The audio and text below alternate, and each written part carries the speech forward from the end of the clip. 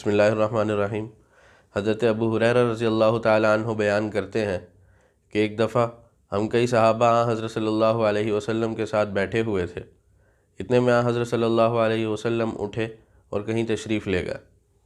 کچھ دیر کے بعد جب وہ واپس نہ آئے اور اندھیرا ہونے لگا تو ہمیں تشویش ہوئی کہ اندھیرے میں کوئی حضرت صلی اللہ علیہ وسلم کا دشمن حضرت صلی اللہ علیہ وسلم کو کوئی تکلیف نہ پہنچا دے، اس لیے ہم سب گھبرا کر اٹھے اور انہیں تلاش کرنے کے لیے نکل پڑے۔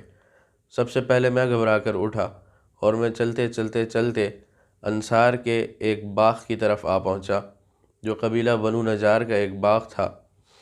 میں نے اس باغ کے گرد چکر لگائے تو مجھے اندر جانے کا کوئی راستہ نہ ملا۔ پھر میں نے دیکھا کہ کنویں سے ایک نالی نکل کر باغ میں جا رہی تھی۔ میں سمٹ کر اس سے داخل ہوا تو میں نے دیکھا کہ حضرت صلی اللہ علیہ وسلم تشریف فرما ہے۔ میرے آنے پر انہوں نے دریافت کیا کہ کون ابو ہریرہ ہو؟ میں نے عرض کیا یا رسول اللہ جی میں ابو ہریرہ ہوں۔ فرمایا کہ کیسے آئے؟ تو میں نے بتلایا کہ کافی دیر ہوئی، آپ واپس نہ لوٹے تو ہم گھبرا کر اٹھے کہ کہیں آپ کو کوئی دشمن آپ کو کوئی تکلیف نہ پہنچا دے، چنانچہ سب سے پہلے میں گھبرا کر اٹھا اور آپ کی تلاش میں یہاں تک پہنچا ہوں۔ تو حضرت صلی اللہ علیہ وسلم نے انہیں کہا کہ میرے 2 جوتے لے لو اور اس باغ سے باہر جاؤ، اور جو بھی تمہیں یہ گواہی دیتا ہوا ملے کہ اللہ کے سوا کوئی عبادت کے لائق نہیں اور وہ اس بات پر دل سے یقین کر رہا ہو تو اسے جنت کی بشارت دے دینا۔ اسی طرح حضرت ابو ذر رضی اللہ تعالیٰ عنہ فرماتے ہیں کہ ایک دفعہ میں رات کو گھر سے نکلا تو میں نے دیکھا حضرت صلی اللہ علیہ وسلم اندھیرے میں کہیں جا رہے تھے۔ چنانچہ اس خیال سے کہ اگر میں ان کے ساتھ ہوں تو انہیں ناگوار نہ ہو، میں ان سے کچھ فاصلے پر ان کے پیچھے پیچھے چلتا رہا، حتیٰ کہ انہیں تھوڑی دیر بعد میری آمد کا احساس ہوا تو انہوں نے پوچھا کہ کون ہے؟ میں نے کہا یا رسول اللہ آپ پر قربان میں ابو ذر ہوں۔ تو مجھے بلایا اور فرمایا کہ تمہیں معلوم ہے قیامت کے دن کم ثواب والے لوگ کون ہوں گے؟ اور پھر فرمایا کہ وہ مالدار ہوں گے۔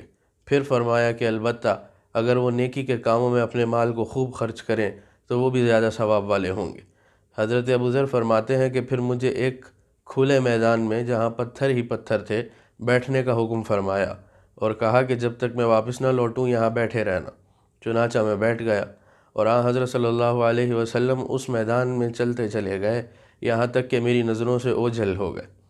فرماتے ہیں کہ پھر کچھ دیر کے بعد حضرت صلی اللہ علیہ وسلم کو میں نے دیکھا کہ وہ واپس تشریف لا رہے تھے اور فرما رہے تھے اگرچہ وہ زنا کرے، اگرچہ وہ چوری کرے۔ تو میں نے فرمایا کہ یا رسول اللہ آپ کس سے مخاطب تھے؟ مجھے تو کوئی بھی نظر نہیں آ رہا تھا اور ایسا لگ رہا تھا کہ آپ کسی سے بات کر رہے ہو۔ تو حضور صلی اللہ علیہ وسلم نے ارشاد فرمایا کہ ابو ذر، جبرائیل امین میرے پاس آئے تھے اور انہوں نے آ کر مجھے یہ کہا کہ جو شخص اس بات کا اقرار کرے کہ اللہ کے سوا کوئی عبادت کے لائق نہیں تو وہ جنت میں داخل ہوگا۔ چنانچہ میں نے ان سے کہا کہ اگرچہ وہ زنا کرے اور اگرچہ وہ چوری کرے، تو حضرت جبرائیل نے کہا کہ اگرچہ وہ زنا کرے اور اگرچہ وہ چوری کرے۔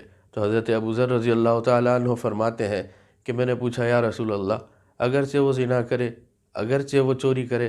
تو آپ صلی اللہ علیہ وسلم نے فرمایا اگرچہ وہ شراب پیے، اور ایک روایت میں یہ بھی ہے کہ فرمایا کہ اگرچہ ابو ذر کی ناک خاک آلود ہو۔